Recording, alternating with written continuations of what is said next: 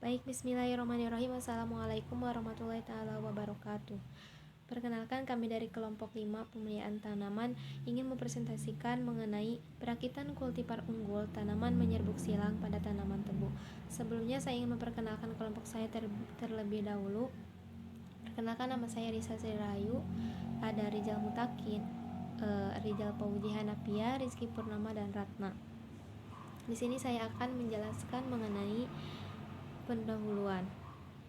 Tanaman tebu merupakan salah satu komoditas yang paling penting dalam penghasil gula yang sangat bermanfaat baik di bidang industri maupun rumah tangga.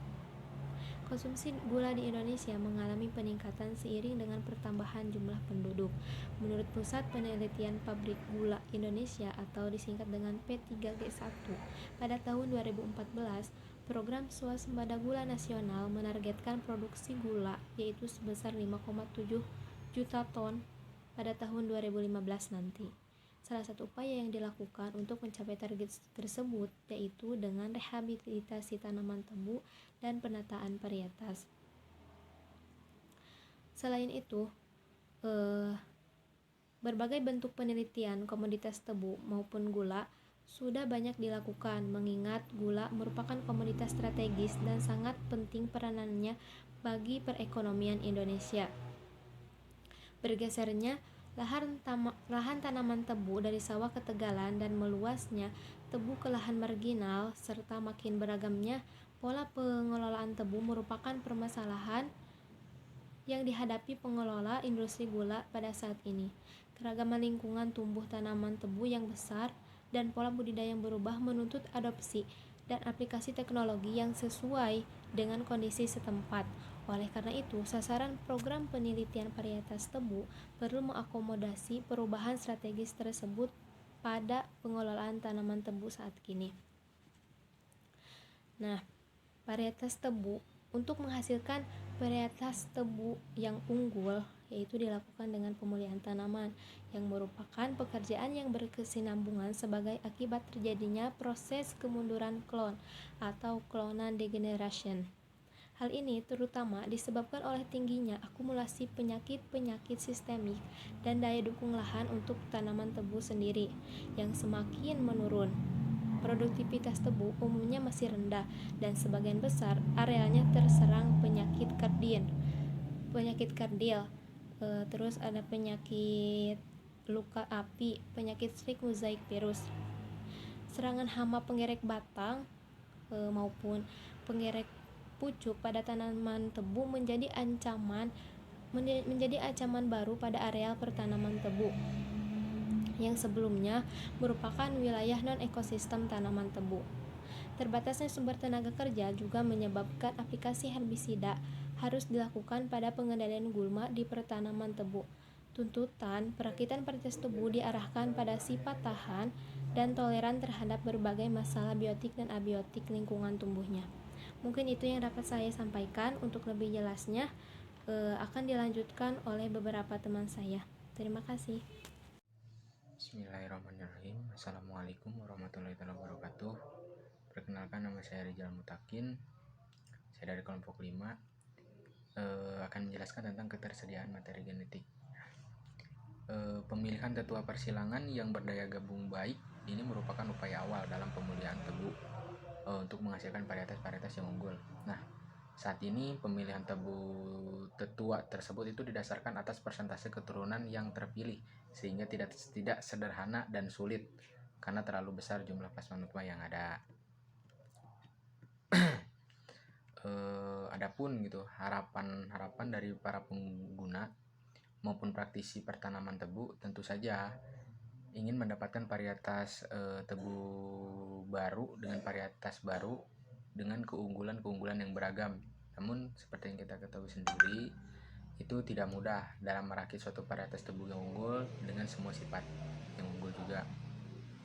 Nah, hingga kini varietas tebu unggul komersial yang sudah dilepas dan dikembangkan secara luas di wilayah pengembangan tebu di Indonesia itu masih belum ada yang benar-benar tahan terhadap beberapa penyakit seperti luka api dan mozaik bergaris. Nah, di Indonesia sendiri pelepasan varietas tebu unggul yang baru melalui program pemuliaan masih terasa sangat lambat.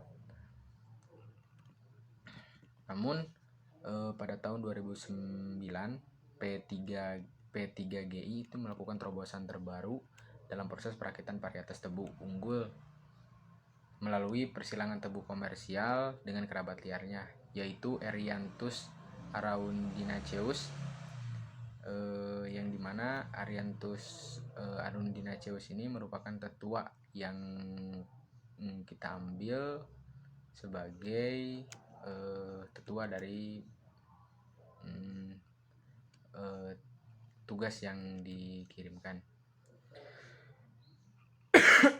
Erianthus arundinaceus ini menjadi pilihan salah satu tetua persilangan dalam program perakitan varietas tebu unggul di P3I juga. Di P3I karena mempunyai beberapa sifat penting yang berguna dalam program perbaikan genetik tebu. Di antaranya Erianthus arundinaceus ini mempunyai sifat daya adaptasi yang luas, mulai dari kondisi lingkungan yang basah sampai yang kering, tahan dingin, tahan kepras, kadar sabut yang tinggi, pertumbuhan yang cepat, tegak, perakaran yang kuat, vigor, dan komponen produksi yang aktif, produksi yang tinggi. Sementara itu menurut Roach tahun 1986 dalam P3I tahun 2016 menyatakan bahwa tebu liar dan kerabatnya itu termasuk Erianthus dapat menjadi sumber gen ketahanan terhadap penyakit Erianthus arundinaceus. Ini juga memiliki gen ketahanan terhadap beberapa penyakit penting pada tebu, diantaranya penyakit mosaik yang disebabkan oleh SCMV, penyakit busuk merah, penyakit karat, dan lain-lain.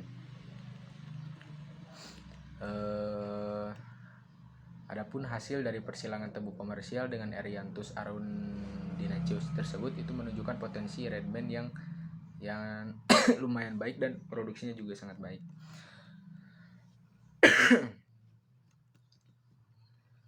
Mungkin itu saja tetua yang diambil dari kelompok kami itu Erianthus arundinaceus dan disilangkan dengan kerabatnya. Perkenalkan, nama saya Rijal Fauzi Hanafia. Saya akan melanjutkan presentasi sebelumnya yang selanjutnya mengenai morfologi tanaman tebu. Tanaman tebu tergolong tanaman perdu dengan nama latin Saccharinum officinarum L. Di Indonesia tebu dikenal dalam berbagai nama, misalnya di Jawa Barat, tiwu, atau di Jawa Timur dan Jawa Tengah, tebu atau rosan. Morfologi tebu secara umum dapat digambarkan sebagai berikut. Yang pertama, dari batang. Batang tebu berdiri lurus dan berruas-ruas dibatasi dengan buku-buku. Pada setiap buku itu ada muncul mata tunas. Batang tebu berasal dari tunas yang berada di bawah tanah yang tumbuh keluar dan berkembang membentuk rumpun. Diameter batang tebu antara 3 sampai 5 cm dengan tinggi batang 2 sampai 5 cm dan tidak bercabang. Yang selanjutnya yaitu akar tanaman tebu, termasuk akar serabut tidak panjang yang tumbuh dari cincin tunas anakan. Biasanya akar tanaman tebu berwarna putih kotor atau kecoklatan. Selanjutnya, daun tebu berbentuk busur panas seperti pita, berseling kanan dan kiri, berpelepas seperti daun jagung, dan tak bertangkai. Lanjut, yaitu bunga tebu berupa malai dengan panjang antara 50 sampai 80 cm. Cabang bunga pada tahap pertama berupa karang bunga dan tahap selanjutnya berupa tanda dengan 2 butir panjang 3 sampai 4 mm. Terdapat pula benang sari, putik dengan 2 kepala putik dan bakal biji. Untuk selanjutnya yaitu teknik hibridasi buatan, yaitu pertama katrasi. Katrasi adalah kegiatan pembuangan bunga dan buah pasir untuk merangsang pertumbuhan vegetatif serta untuk mencegah infeksi hama dan penyakit. Katrasi dilakukan ketika tanaman mulai berbunga pertama kali sampai tanaman berumur 33 bulan atau 6 bulan sebelum panen. Katrasi dilakukan secara interval 1 bulan sekali. Terus metode katrasi itu ada beberapa cara. Pertama, dengan menggunakan pompa pengisap, di mana bunga jantan yang akan dikatasi harus benar-benar sudah keluar, tetapi belum pecah. Tanda bunga dipegang dan kotak sari yang sudah keluar dihisap dengan pompa pengisap.